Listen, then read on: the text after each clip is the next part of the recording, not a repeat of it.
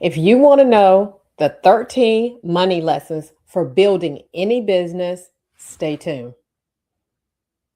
Hello, fellow nurse entrepreneurs. One of the things that I've always wanted to do was always wanted to help nurses work from anywhere, pretty much have the flexibility, pretty much have that freedom so that they could do whatever they wanted to do. Joining VP Nursing was one of the best decisions that I could have ever made. If I was to have a regret, it would be that I didn't join sooner. If they wanted to be with their children, if they wanted to be with their families, they can do exactly what they wanted to do. Ola is the type of person, she's not going to let you stay the same. The way she levels up her clients in every area of their lives. I could not have imagined being a nurse with my own business, being in this space with so many amazing people, with a coach that 1,000,000% cares about what my outcome is going to be. And so here at VP Nursing, we teach nurses how to work from their computers anywhere around the world, making money, owning their own time, building profitable nurse coaching, consulting, and service-based businesses.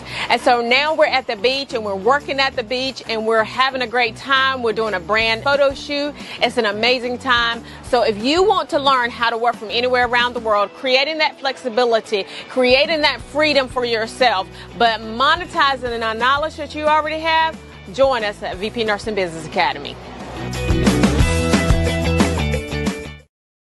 Hello, everyone. So one of the first things that I want you to do is I want you to like, subscribe, comment, whatever you need to comment in order for us to boost this channel. Now, I'm going to be talking to nurses. Okay. So just know that's just what I'm going to be doing just because I do. But one of the things that, I was told at the last conference, which is what I know, right, is that this information is not just for nurses, but because my target market is nursing, that's who I will be primarily talking to. Now, this is one of the problems. The problem is that most nurses were trained to save lives. We're trained to follow orders. We're trained to work shifts and earn hourly pay, but no one taught us how to build wealth. Like we try to figure out how to build wealth. And someone said this one day, and it really, really resonated with me because sometimes I'll say that, right? We come from people who were not necessarily wealthy, right? They were great people. However, they weren't wealthy. Well, if you aren't wealthy, then you can't teach someone how to be wealthy, because if you knew how to be wealthy, then you probably would be wealthy, right? And so, they teach, like my parents taught me, and like I had an amazing spiritual background with them. Like they taught me how to love God, how to do all those things, but they didn't tell me how to build wealth because they didn't. And they would go in by the traditional way of building wealth, right? Which is the old way of building wealth, which is, get that good government job and keep that for the rest of your life and then retire, right? And that doesn't necessarily work these days. Scale income, create. They didn't teach you how to scale income. They didn't teach you how to create ownership and run a business. It's just not something that I was taught. I don't know if you were taught that, but if you weren't taught that, then I want you to drop in the chat business. Okay. Drop in the chat business if you were not taught that, so that we can know who we're talking to. So we stuck trading time for money. This is the reality. You cannot shift your income until you shift how you think about money. I was telling one of my potential clients today, I told her, I said, listen, when you get into different rooms, there are different conversations that are being had as it relates to money. You have to be very intentional about having those conversations. Because one of the things that we were talking about was how, people think of debt, right? You have to leverage your debt. Right. And now it's not that you want to go in and have a whole bunch of debt and things of that nature, but you want to make sure that you understand how to leverage it for sure. Today, we're going to break down 13 money lessons that turn nurses into CEOs. Okay. Lesson number one, passive income is mostly a myth. Just so you know, and I know that it's hard to know. All right. There's no magical business that runs itself. Okay. Courses still require marketing. Coaching still requires systems. Consulting still require relationships. Even if you're in the passive business of real estate, quote unquote, you still have to have conversations. You still have to have a relationship if you want to be truly passive, right? You still have to have a relationship with the rental agency company. It's still not completely passive. Business income is not passive, right? It's leverage. You want to make sure that you're leveraging that, right? What nurses should build instead. Think in levels of income. Clinical income is paid by shifts. Business income is paid by services. Scalable income is paid by systems and teams. I want you to drop systems and teams in the chat, because let me tell you something about systems and teams. Systems and teams will change your life. It will make your life so, so much easier. I cannot tell you. And with AI in the mix now, what you have to understand is that it will become a lot easier. You have to learn how to manage it, right? The goal is to move from hourly income to leverage income. Now, lesson number 2 is to learn the language of money. When you were in the hospital, right, you understood like patient outcomes. I understood like door to drug time. I understood door to admission times. All those numbers that we were keeping, the readmission numbers. I understood all those numbers. Evidence-based practice. I understood that, right? But business, when you're in business, you're speaking a different language, right? When you're speaking money, you're speaking profit margins. You're speaking ROI, which is return on investment. You're speaking cash flow, revenue, right? Customer acquisition costs, EBITDA. Like that's the language that you are speaking. And it's a different language when you're in business. If you don't understand the language of money, you will struggle to grow wealth, right? And so you want to make sure that you're not struggling to grow wealth. Relationships create more wealth than hustle. In the nursing business, one hospital administrator can equal a 6-figure contract, right? One attorney can equal expert witness referrals. One strategic partnership can change your entire business. You want to have those relationships, and you don't necessarily have to have them in the hospital. You can just have them with your clients, right? Because you can be doing a B2C company, which is business to customer. Business to business is B2B. And then, of course, business to government is B2G, right? And so those are all the companies that you can have, but leveraging those relationships is key. And especially if you've already been in one business and you've done a business to business contract, creating those relationships and keeping those relationships keeps you as a vendor so that you can do it over and over and over and over again. And that's what you want to do, right? So relationships compound faster than marketing. Looking rich. Now you do have to do your marketing. Don't be playing. Now, I want y'all to drop market, because you need to market your business. Marketing, sales, operations, right? Looking rich is not the same as being rich. Many entrepreneurs focus on luxury branding, focus on image, focus on status, right? You want to make sure that you're not buying your way out of a business. Real wealth focuses on ownership. If you look at look at Steve Jobs. I mean, I don't know if he came on stage with in barefoot. I can't remember, but I know that he wore that tacky looking shirt for a long time, right? Ownership, investments, assets, and cash flow. That's what you want to focus on. That's what real wealth is, right? Your assets. Once you get this particular business going, you want to buy an asset in order to grow your wealth, right? The goal is not to look successful. The goal is to build wealth quietly. Now, the leverage triangle, lesson number 5. There are 3 ways to build wealth: money, okay, expertise, and time. You only need one to start. Now, first, you may have money. At first, may have expertise. Now, my nurses, I know that all of you have expertise, period, point blank, end of story. And so you want to make sure that you are leveraging your expertise. Now, leverage example. So money. With money, you will run ads. And that's one of the best ways in order for you to get people into your ecosystem, is to run ads. We run ads all the time, right? Hire staff, build faster. That gives you the ability to be able to build faster. And this is the thing that I want you to understand, is that the reason why you're using money to help you build your business is because you don't have that much time. People say that time equals money. Time does not equal money. Time is infinitely more important than money. If you run out of money today, you can get more time. You can get more money. If you run out of time today, you can't get more time. So just understand that, right? Expertise, consulting, expert witness work, and corporate advertising. And of course, time. Time builds slowly with sweat equity. So just understand that if you just got time, that's sweat equity. And that's the reason why we encourage people to get coaching, because we want to make sure that you understand that coaching is incredibly, incredibly important. The mistake nurses make is trying to use none of these three. Now, lesson number 6 is you want to sell the painkillers and not the vitamins. Okay.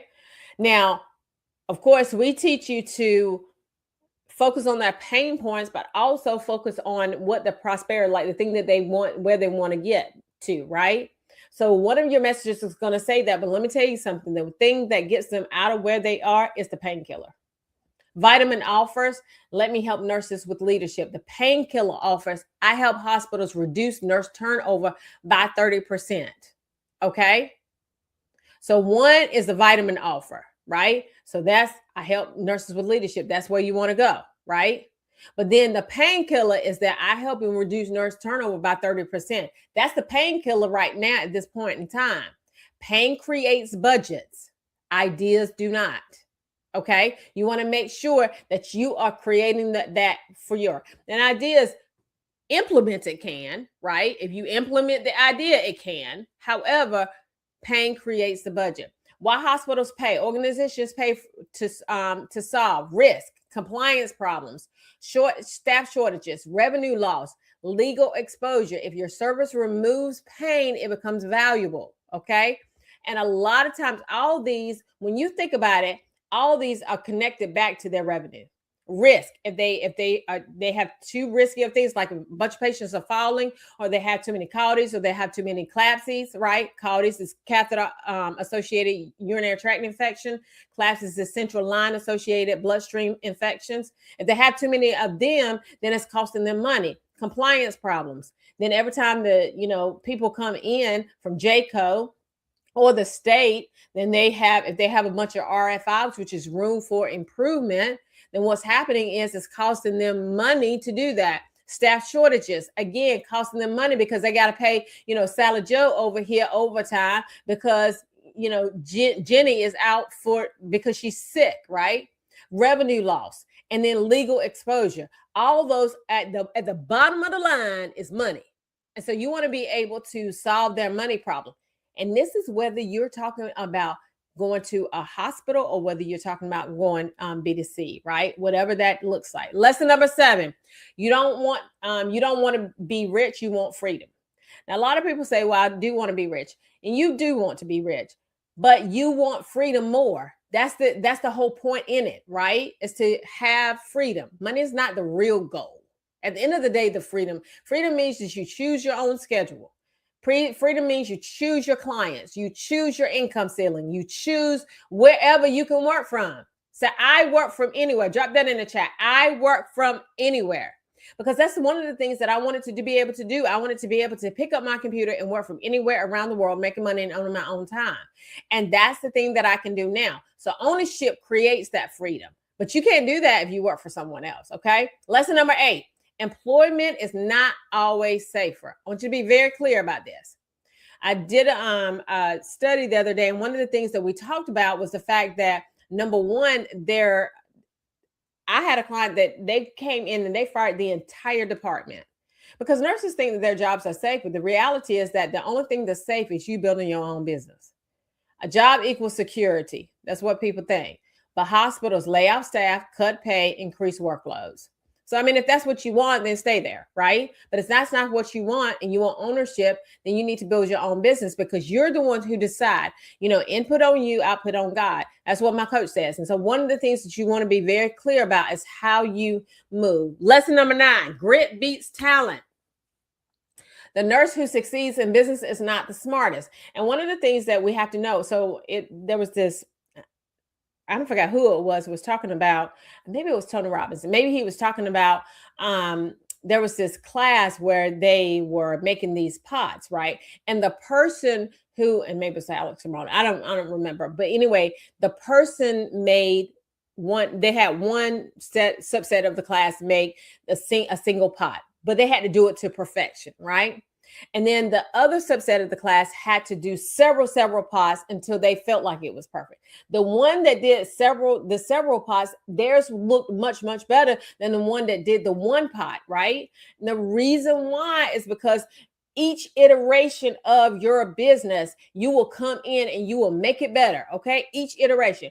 It is the one who keeps showing up, the one who keeps marketing, the one who keeps refining, the one who keeps going when it is uncomfortable, because it's not always going to be comfortable. I want you to be very clear about that. It's not going to be comfortable. Entrepreneurship rewards persistence. But the thing that it's not going to be comfortable, but it literally is the freedom that you need in order to be able to do the thing that you want to do. So type in freedom if you want to be free. Lesson number 10, time plus focus and plus consistency. Success rarely comes from one launch. And one of the things that you want to do is you want to launch as many times as you can, because what happens is you get data every time you launch. And every time you launch, you get the data, then you can go in and reiterate that, right? So success rarely comes from one launch. It comes from consistent visibility, repeated messaging, building authority over time. And this is the thing, guys. I mean, social media is free. It's free of charge. It's free.com. Like, it is free. Leverage it to pull your ideal client off of the platform so that you can put them into your customer relations management system so that you can now customer relations management system is sort of like the EHR of the hospital, the electronic health record, right? So it holds all of your clients in there, but you're pulling them. It's sort of like pulling them off the street where, God knows what can happen to them in those social media street, and putting them in your CRM, right? So that you can nurture them and you can help them consistently grow. Consistency compounds. Number 11, track your numbers. People be tripping me out because they don't be tracking their numbers. I don't understand. That's the reason why you can't grow. It's because you ain't tracking your numbers. Track your monthly revenue, track your monthly expenses. There's platforms out there that can help you with that. And listen, check your bank account. Check your bank account all the time. What gets measured gets managed. If you don't measure it, it ain't gonna get managed. Period, point blank in the story. You want to know what your profit margins are. You want a P&L sheet, profit and loss sheet from your CPA every month, right? You want to make sure you're doing that, or at least every quarter. If you're not going to do it every month, have a P&L sheet so that you know how much profit you're making, how much loss did you have, what you need to cut down on. It literally gives you where you're spending most of your money at. So if there's something that you need to cut down back on, then you can cut back on that thing. Marketing costs. If you don't measure it, you cannot grow it, because you don't know where you were last week, last year, last quarter. You don't know where you're at, right? Get in the right rooms. Lesson number 12. Now, we have the Millionaire Nurse CEO conference is coming up in April of 2027. Okay. So I encourage you to get your tickets to that conference. All right. So if you want a ticket to the conference, you want to get on the waiting list, drop conference in the chat. Your environment matters. If the room says, why would you start a business? Then you stay small. You have to be very intentional about who you hang out with. I'm not hanging out with people who think small. I just don't. I hang out with people who think really big. Like, you don't want to be starting no company. You don't want to be starting a company that you can make $100,000 a year. You want to be starting a company that you can make $1 billion in a year. Like, that's how you want to think. Not think in small numbers. If the room says how big you want to scale, you grow faster. Proximity expands possibility. You're the sum total of the people that you hang out with the most. Jim Rohn talked about the fact that he talked about that, and it talks about that in the Bible. It says if you hang out with the wise, you're gonna be wise. You hang out with fools, you're gonna be a fool. I mean, it says that in Proverbs. I ain't say it. I'm just telling you what the Bible says, right? And so you want to make sure that you're hanging out with people who are wise. I want you to drop wise in the chart, in the chat. Listen, I done went back to the hospital now. Lesson number 13, ask for more. Many nurses struggle to ask, but business requires negotiation. Ask for higher rates. Well, I just helped the client not too long ago, and we were just on a call, and we were talking about increasing her rates, right? because you're worth more than money can buy, but your rate is your rate. So you want to be very clear about that. Increase your retainer, increase your contracts. I have a client that she does legal nurse consulting, and one of the things that I encourage her to do is to raise her rates. And so she raised her rates. She got another client, she got another client, and she got another client. Sometimes we're scared to raise our rates, but the reality is that she keeps getting the clients, even though the rates, because at the end of the day, they need what she has. Partnerships, referrals. If you don't ask, you cap your income. Now, if you are ready to stop trading shifts for income and start building a real business, it starts with learning how to position your expertise. Drop ready, and we will send you over the link to our next live training. Okay. And we will see you, ladies and gentlemen, later. Have an amazing rest of your day. Bye-bye.